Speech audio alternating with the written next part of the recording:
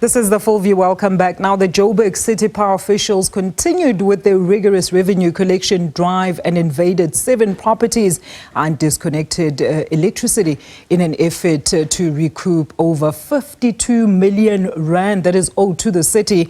And accompanied by a small contingent of JMPD, the power utility also removed illegal connections where people had bypass meters.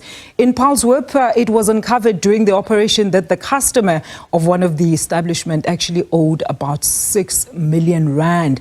Mr. Bonolo Ramokhele, City Power Board Chairperson, is in studio with us to shed more details. Bonolo, thank you so much for joining us. Welcome to the show. Look, sad state of affairs in terms of revenue collection. Why are customers simply just not paying for electricity? Evening, Alicia, and evening to the viewers at home. I think most of our customers actually are diligent customers who actually do pay, and they discharge their, what's due to us with diligence each and every month. But you do have some customers, for whatever reason, and contrary to popular belief, it is not just the townships who don't pay us. You find that there are a lot of businesses who don't pay us. There are a lot of estates, residential estates in affluent suburbs of Johannesburg who don't pay us. And sometimes you find that residents of those estates, they will remit the money to the estate manager, but the estate manager accumulates millions over years and does not hand over those monies to the city of Johannesburg. And the reason why we are, actively looking for those customers and actually recouping those funds is because we do need that money to maintain the network, to invest into the network, so that we're able to have a sustainable business and we continuously provide services to the residents of Johannesburg. Now, tell us more about this drive to recoup, of course, all the outstanding amounts. Which areas are the most defaulters, and are these individual households or businesses? I know you mentioned it's actually contrary to the fact that it's mostly businesses that are not paying City Power when it comes to time to pay up. Look, it's different parts of Johannesburg. You can't say that, for example, what we've done, we have stratified our business according to service delivery centers. You would have Randburg, you have Midrand, Hest Hill, Lenasia, etc. So you can't really say that the biggest, wayward SDC in terms of collections is across Johannesburg. But historically, you would find that there are certain service depots or service delivery centers that do not do well in terms of collections due to historical issues, like areas such as Lenasia, Alexandra, and so forth. But we are trying to do a lot of social facilitation in those areas to try and change the behavior, because it's not just a function of, you must cut off people and they pay. There's issues of high unemployment. There's other socio-economic factors that you have to consider so that you are able to have a compact with your customers for the long term. But now, why has it taken so long for the city to go on this drive, leaving others to owe amounts to the tune, you heard in my intro, up to 6 million rand? We understand that the building in Westdene actually owed over 3 million rand in debt. I mean, that is absolutely appalling. No, remember, we have to follow policy. We can't just go into someone's house and start cutting off. We have to send you letters of, demand. Yeah. You have to send follow-ups. Go and see the customer. We're not in an antagonistic and a relationship that is, that has got a lot of animosity. These are our customers at the end of the day. Without the customers, we're unable to keep the business going and the state going. So you continuously engage. If they can't pay, then you start going the legal route, sending letters, lawyer letters, etc. And after a while, only then do you go, this route of cutting off customers and disconnecting. Now, with technology fast improving, Bonolo, is the city exploring other options on how to track as well as manage, the system to ensure that electricity is paid for and used responsibly so as to ensure a consistent supply of essential services? Yes, so we are on a major drive of installation of smart meters. Because as a country, we really have not done a lot in terms of investment into the demand side of the equation of electricity. We read a lot about the construction of power stations and so forth, which is very important. But we really have not invested a lot on the demand side management, which is your smart meters, etc.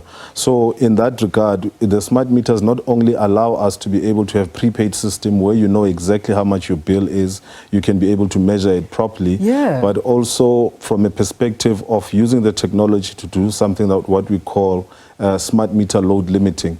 Basically, if you are sitting in your house when there's load shedding, we then give you maybe 10 amps to use as opposed to 50. It means that your lights are on, your Wi-Fi is on, your TV, etc. It doesn't really disrupt your life. As long as you switch off the major items such as geysers, stoves, pool pumps, etc. Yes. So it actually improves the quality of life of residents of Johannesburg. And that's one of the programs that we are aggressively pushing in Johannesburg. And not just in Johannesburg, but we've signed a memorandum of understanding with the Gauteng provincial government led by the Premier Panyaza Lesufi. And it's a first whereby City Power is an implementing agent and doing these programs for all the municipalities in Gauteng. And we're actively putting those smart meter load limiting technologies, etc. So that, and it's a quick win. You are able then to have residents not feel load shedding. And it's one of the things that we're aggressively doing as City Power. So it's also coming to Joburg. We heard about Clarence, of course, in the Free State, that it's also adopted a similar means. But Bonolo, before I let you go, look, we understand that this is your final term. So talk to us about how you would rate yourself at the helm of the board, challenges also that are still inherent, as well as plans for whoever is going to be your successor. Yeah, so we effectively have a 3-year term. Actually, this is my first year of that 3-year term. But what we have what you call AGMs, whereby the shareholder, like any other company, shareholder comes at AGM and says that we think, Alicia, you've done well or not have done well. Do you continue or not continue? But effectively, our term is 3 years, and I still have another 2 years to ensure that all the plans that we had put in place. For example, one of the big items is that we are going to the market for a 20-year IPP. We will be announcing that quite soon, where we'll be inviting private sector entities who've got the capital and the capability to come and give us, at a minimum, 1,000 megawatts, so that Johannesburg does not have an issue of load shedding, and also it's got sustainable energy sources other than Eskom. For the next 20 years. So we're busily working on that, and it's not things that you can do on a stop-start basis. You need long-term leadership. And I think as a country, that's where we're going, whereby, you make long-term decisions with people who are there for the long term so that you don't have a change of vision on a stop-start basis. A very quick one. I'm going to, I know I'm going to fight with my directors here, but how are you dealing with the issue of illegal connections, Bonolo? Are there intermediate plans to try and, of course, deal with the scourge? Yeah. Illegal connections, cause a lot of havoc, for residents. You'd find that there's a lot of outages that are not because of load shedding, because, a cable has been stolen or there's an illegal connection, etc., etc. So what we are doing in that regard, we are making our grid smarter.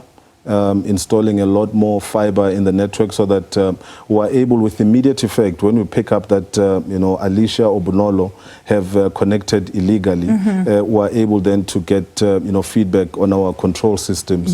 So we're investing a lot into technology to enable us that we can be able to preempt, as opposed to constantly going, reacting to some of these items. And it's practical, investments that we've already started making. Thank you so much for joining us, Bonolo. Unfortunately, we are out of time. I wanted to ask about so many things. There's a lot of money that still needs to be recouped. 57 million that the city is still, of course, expecting to recoup from electricity users as well as other municipalities. But we're going to leave it there for now. That was Mr. Bonolo Ramokhele, the City Power Board chairperson.